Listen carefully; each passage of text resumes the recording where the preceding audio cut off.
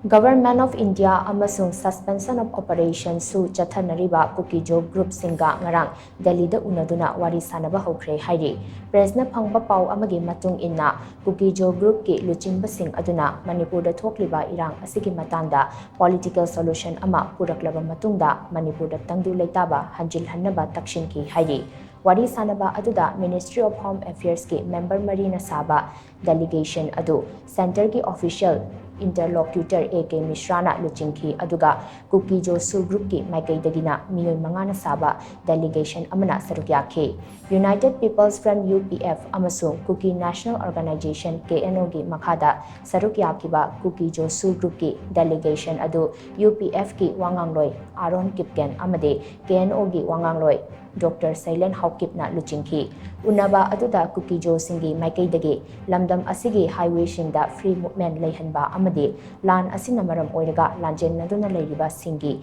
rehabilitation gi thabak paikhatpa haibasi political solution ama puraktriba fawba oithoktabani haina phongdoki haina thajaba yaba pawgi likhun amana hairi Ningsing bayabadi chahi asigi March amada Union Home Minister Amit Shahana mayai tangbal lauduna New Delhi da pangthokiba awang bathaki security mifam amana lamdam asigi national highway singda chahi asigi March 9 dagi free movement yahannaba warep lokhibaga loinana official singda mathau taba thabak sing paikhatnaba instruction pikiba laikhrabani adum oinamak Manipur gi national highway singda free movement leihanba asi thabakta onthokpa ngamdana leirakhibani